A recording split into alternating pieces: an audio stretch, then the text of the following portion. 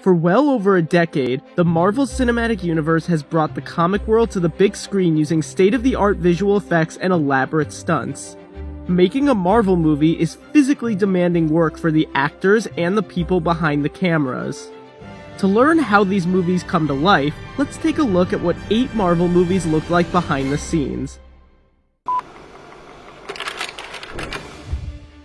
The third Captain America movie went big. It was the first film ever to employ IMAX 2D cameras, which came in handy during the now legendary airport battle. For one daring jump, a stunt performer attached to a rope leaped right behind Bucky to capture this shot. For another shot, they actually flipped a truck over. The sequence where Cap faces off against Crossbones and falls out of a window and then onto an awning, a truck, and then finally the ground took a lot of planning. Stunt coordinator Sam Hargrave, who also doubled for Cap at times, said pulling this off involved constructing an awning and shipping dock for the existing building. The awning had to be built at just the right angle, and all the pads had to be obscured.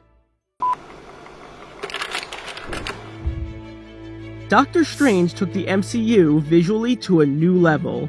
The multiverse involved intense CGI work. Framestore alone worked on 365 visual effects shots for the film, so naturally, there was a lot of green screen and empty spaces on set. Like when Doctor Strange walks through this portal into another dimension. On set, he was really walking through what looked like a giant glowing hula hoop. Meanwhile, elaborate wire work was used to give the appearance the characters were floating through the air. And when Strange takes on his astral form, the visual effects team backlit everything. This helped them more easily create a transparent effect. And what about Strange's fateful car crash? According to director Scott Derrickson, they had to destroy about 9 real Lamborghinis for this one scene. Unsurprisingly, outer space in the sequel to Guardians of the Galaxy looked a lot like a blue screen. One of the most subtle touches in the film was the de-aging done to Kurt Russell for the opening flashback. While they did do some makeup touch-ups to make him look younger, it was largely CGI. A young actor was used for reference of 30-year-old skin and stood in for Russell on set. Visual effects artists later grafted some of the stand-in's skin onto the older actor. And how do you act alongside a CGI character like Baby Groot? With this Baby Groot doll, which gave the cast a better idea of how they should make eye contact with Baby Groot in a given scene. Actors Bradley Cooper and Vin Diesel recorded the voices of Rocket and Baby Groot in a sound booth. Their facial expressions and gestures were also recorded and used for reference when animating the characters. In Black Panther, the cast's rigorous training in fighting styles ranging from judo to jiu-jitsu is on full display throughout the film.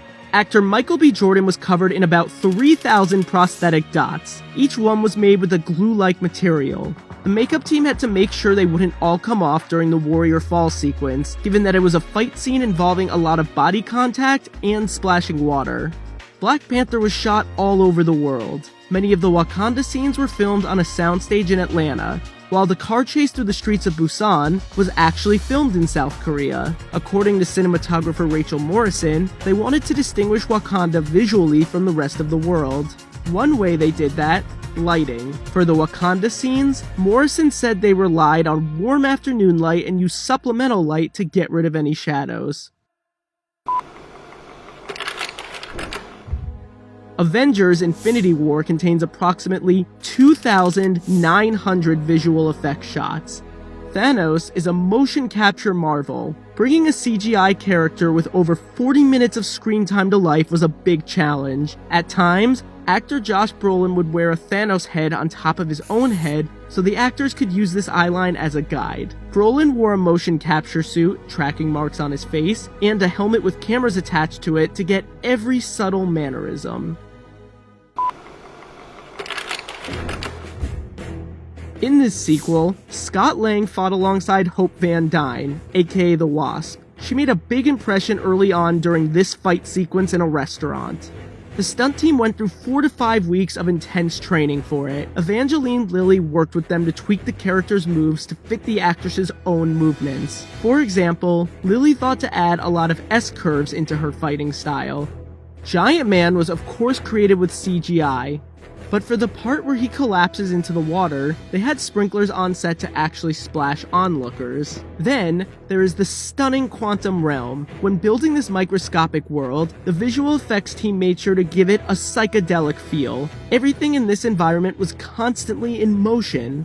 To make such a tiny world seem so much bigger, they relied heavily on macro photography. Other photography devices such as lens flares added to the energetic visuals. Oscar winner Brie Larson got in superhero shape to portray the titular hero. Larson worked with celebrity trainer Jason Walsh for 9 months before Captain Marvel started shooting. By the end of their time together, she was strong enough to be able to push a Jeep, so she was more than ready for shots like this. And how do you make Captain Marvel fly? Sometimes they used wires. Other times, they used a tuning fork rig, which was operated by crew members in blue suits who would be edited out later. Captain Marvel also features some of the MCU's most convincing de-aging work to date. The visual effects team was tasked with making Samuel Jackson look like his 1990s self. Nick Fury has a lot of screen time. There are at least 800 de-aging shots in the film, and the artist had to take nearly 3 decades off of him. While filming, Jackson donned a wig and tracking dots on his face. In post-production, they got to work reshaping and resculpting the actor's face while altering the texture of his skin. Luckily, they had a lot of reference material of 1990s era Jackson to work off of.